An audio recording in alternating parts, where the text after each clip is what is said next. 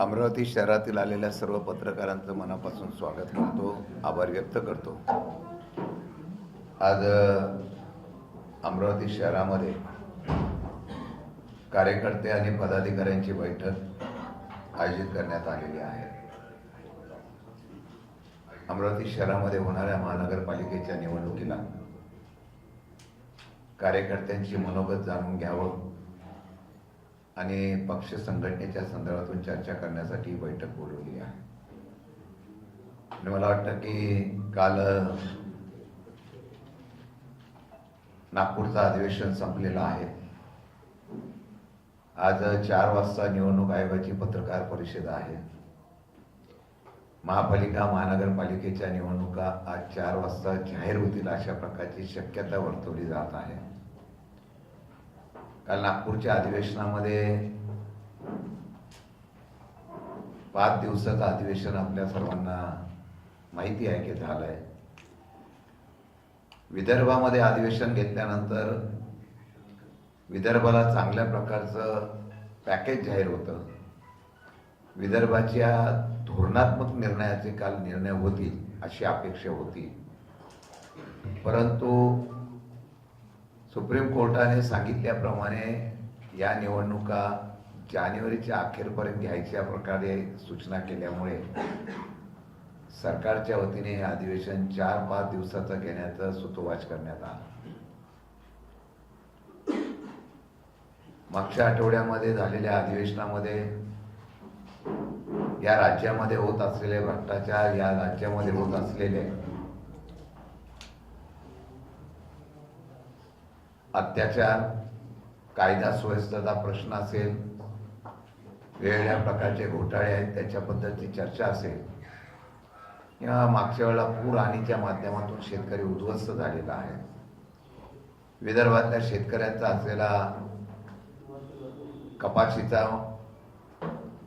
सोयाबीनच्या, तुरीच्या, धानाच्या असलेल्या हमीभावाच्या बाबतीमधला विषय असेल। पहिल्या दिवशी आम्ही शेतकऱ्यांच्या प्रश्नासंदर्भामध्ये आम्ही आंदोलन केलं। पायऱ्यावर आंदोलन करत असताना कापसाची माळ प्रत्येकाने आम्ही गळ्यामध्ये घालून सरकारचं लक्ष वेधण्याचा प्रयत्न केला। आम्हाला अपेक्षा होती की या संदर्भामध्ये राज्य सरकार चांगल्या प्रकारची मदत जाहीर करेल, किंबहुना निवडणुकीच्या काळामध्ये कर्जमाफीच्या बाबतीमध्ये घेतलेल्या निर्णयावर आम्ही सातत्याने कालही सुद्धा आवाज उठवला। तर योग्य वेळी कर्जमाफी देऊ अशा प्रकारचा काल सुतोवाच सरकारच्या वतीने करण्यात आलं। उत्तरामध्ये आमचा हरकत एवढीच आहे, योग्य वेळ कधी? 2024ला निवडणुकीला आपण त्यावेळेला जाहीर केलं, त्यावेळेला योग्य वेळ नव्हती का? आणि 6 महिन्यामध्ये 1600च्या वरती शेतकऱ्यांनी आत्महत्या केल्या। जर तुम्ही कर्जमाफी केली असते तर दुर्दैवाने शेतकऱ्यांची आत्महत्या कमी झाली असती किंवा आत्महत्याच झाल्या नसत्या। परंतु प्रत्येक वेळेला निवडणुकीचा स्वार्थ डोळ्यासमोर ठेवून निर्णय घ्यायची अशी प्रक्रिया ही काल पाहायला सुद्धा मिळाली। जर आपण बघितलं असेल, काल विदर्भामध्ये अधिवेशन आहे, पण निर्णय फक्त इन्फ्रास्ट्रक्चरचे झाले, निर्णय फक्त शहरी भागातल्या असलेल्या विकासासाठी झाले, किंबहुना जास्त लक्ष हे मुंबईमध्ये करण्यात आलेलं दिसून आलं।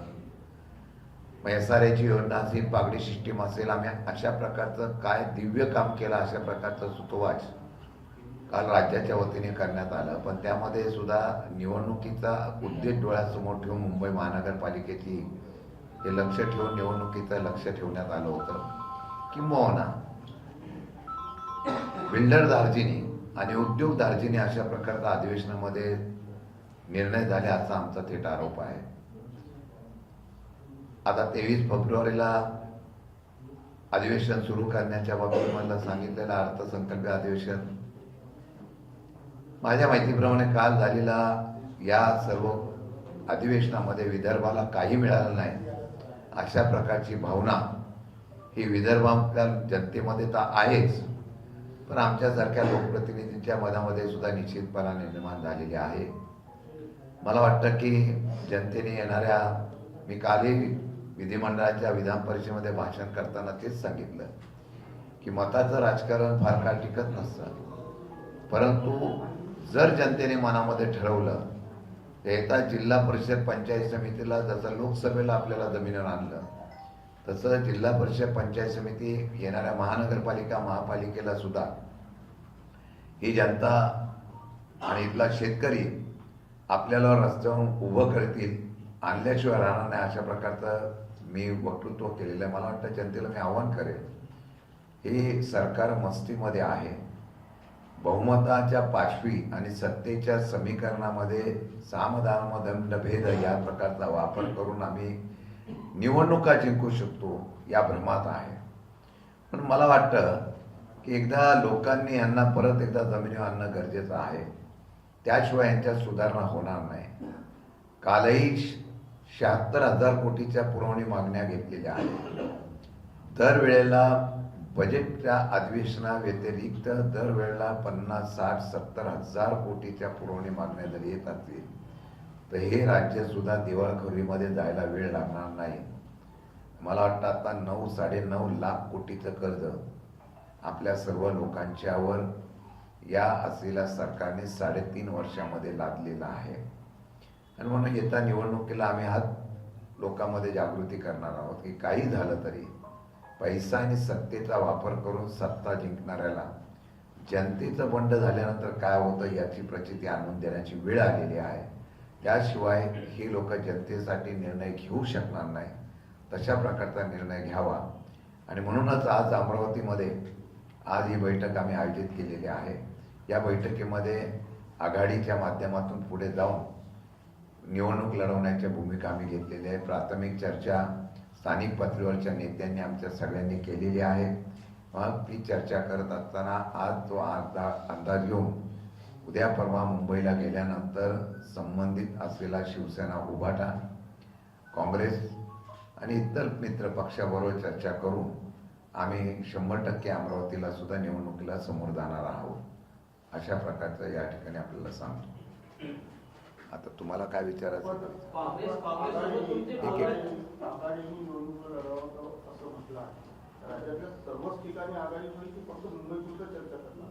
मागच्या निवडणुका सुद्धा संपूर्णपणे राज्यामध्ये आम्ही आघाडी करूनच केलेल्या आहे आणि इथे सुद्धा तशीच आघाडी, येणाऱ्या निवडणुका सुद्धा महाविकास आघाडी म्हणून अख्ख्या राज्यात लढवणार आहोत. काँग्रेसची भूमिका एकला चलोची आहे. काँग्रेसची भूमिका एकला चलोरीची जरी त्यांनी जाहीर केली तर काल परवा आमची चर्चा झाली तेव्हा एकत्र बसण्याचं त्यांनी मान्य केलेलं आहे. शेवटी प्रत्येक पक्षाला लोकशाहीमध्ये निर्णय घ्यायचा अधिकार आहे. माझ्या माहितीप्रमाणे जर मताचं विभाजन होऊन भाजपला आणि महायुतीला त्याचा फायदा होऊ नये असं वाटत असेल तर आम्ही तशा पद्धतीचा प्रयत्न करतोय. आणि मला वाटतं की त्यांनी जरी जाहीर केलं तर काही ठिकाणी आपण मग अशा प्रकारची परिस्थिती होऊ शकते. नाहीतर आम्ही जेच बरोबर असतील त्यांना घेऊन निवडणुकीला समोर जाणार.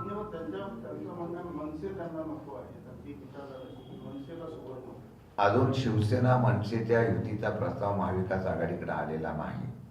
ज्यावेळेला तो येईल तो काही शहरापुरताच आहे, मुंबई, ठाणे, नाशिक वगैरे पुणे अशा पुरताच मर्यादित असा त्यांचा प्रस्ताव असेल असं मला वाटतं. तरी सुद्धा ज्यावेळेला तो प्रस्ताव येईल त्या बाबतीमध्ये काय निर्णय घ्यायचा हे आम्ही त्यावेळेला अजून प्रस्तावच आला नाही. त्यामुळे आता आम्ही महाविकास आघाडी म्हणूनच समोर जातोय. प्रस्ताव ज्यावेळेला येईल त्यावेळेला सगळेजण आम्ही बसून निर्णय घेऊ. त्यावेळेला जो निर्णय होईल तो त्याप्रमाणे आम्ही अंमलबजावणी करू. मनसे ठाकरेंसोबत आल्यामुळे काँग्रेस एकला चलोरीचा भूमिका करते आहे हे स्पष्ट आहे. आता तुम्ही म्हणता महाविकास आघाडी म्हणून आम्ही सर्व एकत्र लढतो आहे, पण याच्यातून समय मध्य कुठेतरी निघेल का? कारण 100% निघेल. काँग्रेसची अडचण मनसे आहे. आम्ही 100% तो प्रयत्न करणार, मार्ग काढण्याचा प्रयत्न करतात. पण मी आता सुद्धा इथे बसल्यानंतर सांगतो की अजूनपर्यंत मनसेचा प्रस्ताव हा आमच्याकडे आलेला नाही. तरी सुद्धा तुम्ही म्हटल्याप्रमाणे मताची विभाजनी होऊ नये यासाठी प्रयत्न करण्यात आम्ही 100% प्रयत्न करू. समन्वय करण्याचा प्रयत्न करू, जेणेकरून आम्ही एकत्रित निवडणुकीला कसं जाऊ शकतो. मग काँग्रेसची भूमिका काय त्यांना त्याच्याबद्दल चर्चा करून मार्ग काढण्याचा प्रयत्न करू. मी महाविकास आघाडीच म्हणतोय, नुसतं राष्ट्रवादी शरद पवारांचं म्हणत नाही. मी महाविकास आघाडी म्हणूनच म्हणतोय. महाविकास आघाडी म्हणून लढत असताना जे पक्ष आल्यानंतर काही पक्षांच्या बाबतीमध्ये भूमिका काही पक्षाची आमच्या मित्र पक्षाची वेगळी असेल तरी सुद्धा त्याच्या संदर्भामध्ये चर्चा करून मार्ग काय निघतो का याचा प्रयत्न 100% आम्ही करतो. त्या दृष्टीनं अमरावती तुमची कशी बांधली आहे? अमरावती त्या दृष्टीनं बांधणी आहे का? नाही, अमरावतीमध्ये आमच्या लोकांनी आता निवडणुकीच्या बाबतीमध्ये प्राथमिक चर्चा सुरू केलेली आहे. बाकीच्या सगळ्या पक्षांची हा एक पार्ट आहे. आम्ही सुद्धा ताकदीने उमेदवार उभा करण्याच्या संदर्भात निर्णय घेतलेला आहे.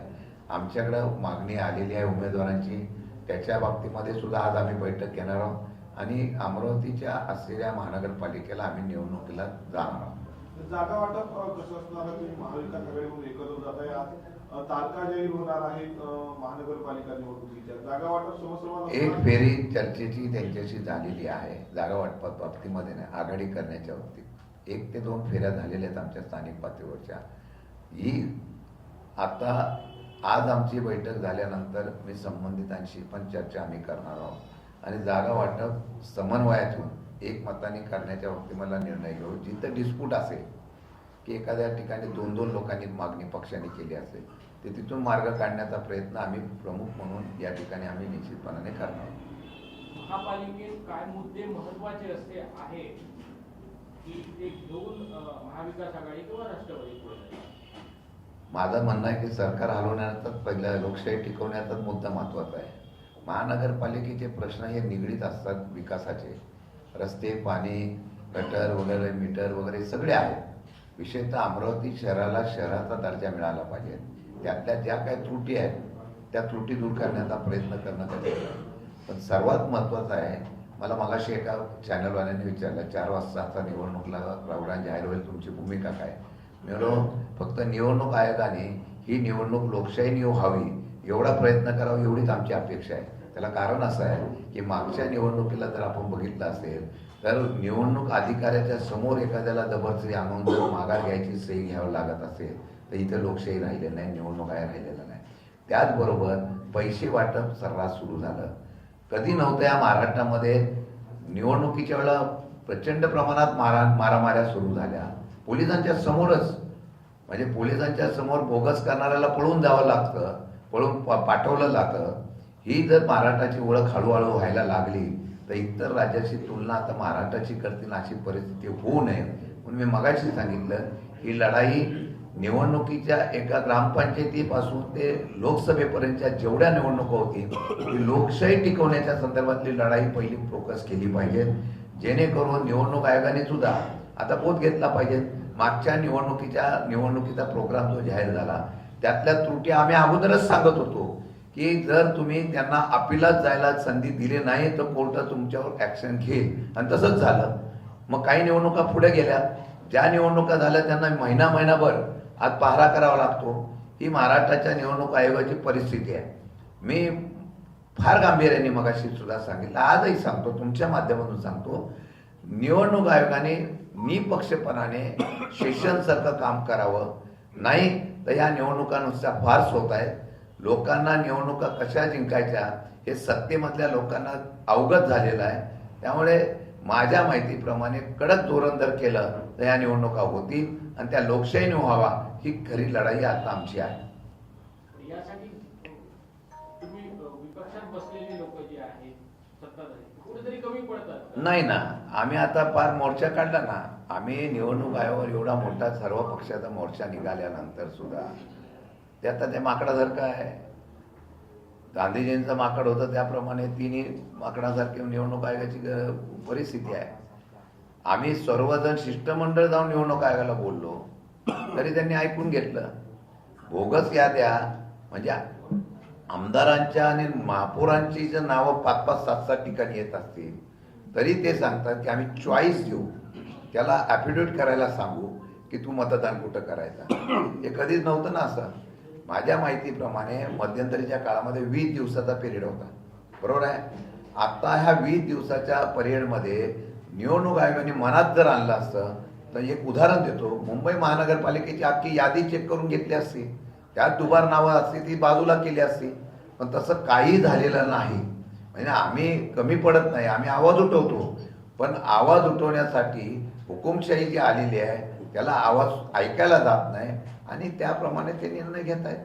तर शक्तीपीठ महामार्गात आता बदल केलेला आहे, मुख्यमंत्र्यांनी तशी घोषणा केलेली आहे. शेतकऱ्यांचा विरोध बघता कसं पाहताय आता निर्णयाकडे?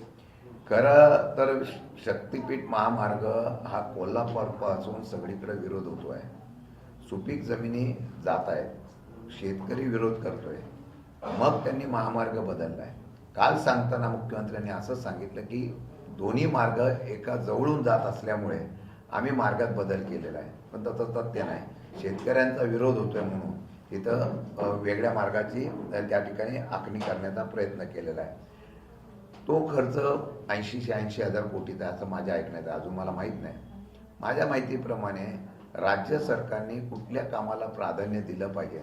ठीक आहे, महाराष्ट्र पळला पाहिजे, महाराष्ट्र प्रगतीवर गेला पाहिजे, देश प्रगतीवर गेला पाहिजे, त्यासाठी वेळेला महत्त्व आहे वगैरे सगळं मी कबूल करतो.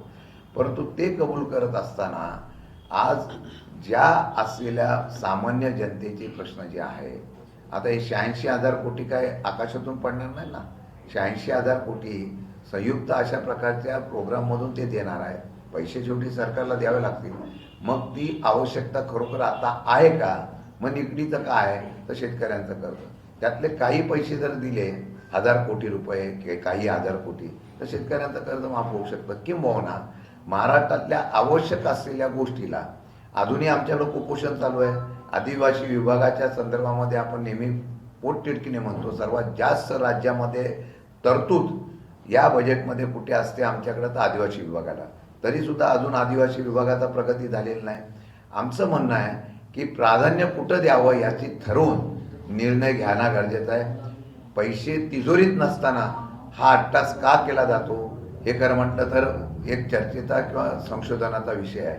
गेल्या 3.5 वर्षामध्ये या असलेल्या सरकारमधून ज्या पद्धतीने विकासाच्या कामाच्या संदर्भामधलं दाखवलं गेलं त्याची इस्टिमेट बघितली गेली, ती इस्टिमेट असलेल्या प्रस्तावापेक्षा जास्त दिलेली आहे. त्यात भ्रष्टाचार झालेला आहे आणि अशा असलेल्या ठराविक लोकांना ही कामं द्यायची आणि त्यांच्याकडून कुठेतरी निधी उपलब्ध करायचा का काय आणि त्यातून निवडणुका करतात काय अशी शंका सर्वसामान्य जनतेमध्ये आहे. अंतिम मतदार यादी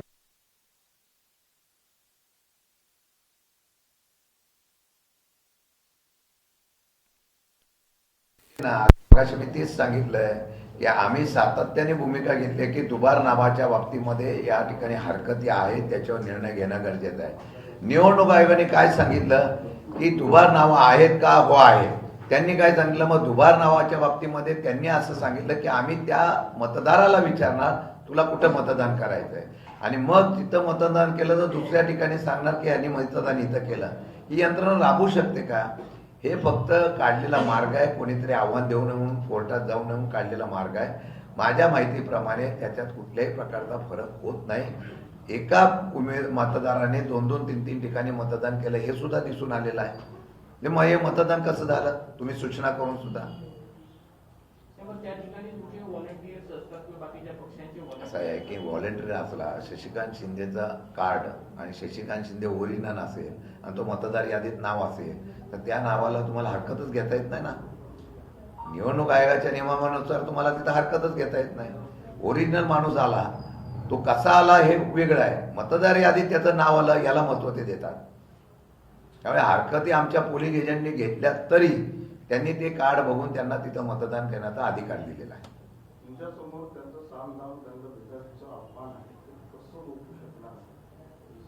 मागच्या निवडणुका असं आहे की सध्या निवडणुका लोकशाहीने होतात का हे तुम्हाला पण माहिती आहे, मला पण माहिती आहे.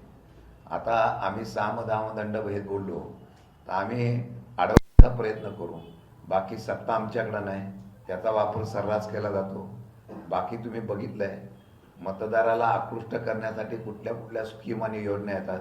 फक्त एक मी राज्य सरकारची लाडकी बहीण योजना फक्त आम्हाला परिचित होती, ती योजना आली पण त्यामुळे बहिणींचा आमचा फायदा झाला, त्याचा आमचा विरोध नाही.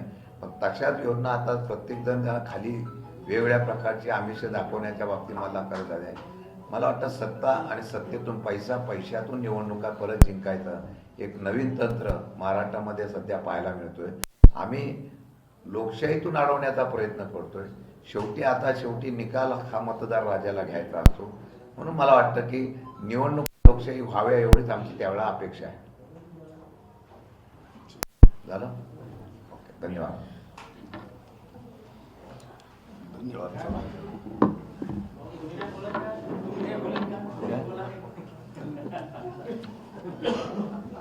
इथे माननीय अध्यक्ष साहेबांनी सविस्तर या ठिकाणी पत्रकार परिषदेमध्ये आपलं मत सांगितलं.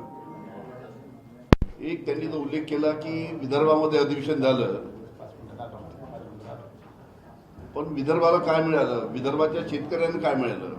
आज आपल्याला माहिती आहे की सोयाबीनची परिस्थिती काय आहे, सोयाबीनची किती खरेदी केंद्र अमरावती जिल्ह्यात, नागपूर जिल्ह्यात, वाशिम जिल्हा, अकोल्यात चालू झाले. याची जर माहिती घेतली तर मोठ्या प्रमाणात सोयाबीन खरेदी केंद्र चालू व्हावे शेतकऱ्यांची मागणी आहे. त्याचबरोबर कापसाच्या बाबतीत सुद्धा आपल्याला कल्पना आहे की कापूस तयार करणारे कारखानदार जे आहेत, त्या कापूस कापड तयार करणारे कारखानदार जे आहेत त्याचं एक असोसिएशन आहे, कॉटन असोसिएशन ऑफ इंडिया. हे कापड तयार करणाऱ्या कारखानदाराला स्वस्त दरामध्ये कापूस मिळाला पाहिजे म्हणून आयात कर जो 11% होता तो आयात कर 11% रद्द 19 ऑगस्टला 19 ऑगस्ट 2025ला हा 11% आयात कर रद्द केला, तो 0% केला. आणि 0% कापसावरचा आयात कर केल्यामुळे मोठ्या प्रमाणात कापूस हा परदेशातनं आपल्या महाराष्ट्रामध्ये भारतामध्ये येत आहे. जवळजवळ 55-60 लाख गाठी आतापर्यंत कापसाच्या आपल्या महाराष्ट्रामध्ये आल्या. आणि याचा परिणाम होणार आहे की जो शेतकऱ्याचा कापूस जो आता बाजारात जाईल त्याला भाव मिळणार नाही. हा अतिशय महत्त्वाचा प्रश्न आपल्या विदर्भासाठी आहे. अनेक आमदारांनी तिथे हा प्रश्न मांडला विदर्भाच्या, पण त्या बाबतीत एक शब्द सुद्धा सरकारच्या माध्यमातून तिथे सांगण्यात आलं नाही. अतिशय महत्त्वाचे 2 शेतकऱ्यांचे विषय त्याच्या आणि त्याच्या व्यतिरिक्त अनेक विषयाच्या बाबतीत सविस्तर असं आपल्याला शशिकांतजी शिंदे यांनी सांगितलं आहे. धन्यवाद.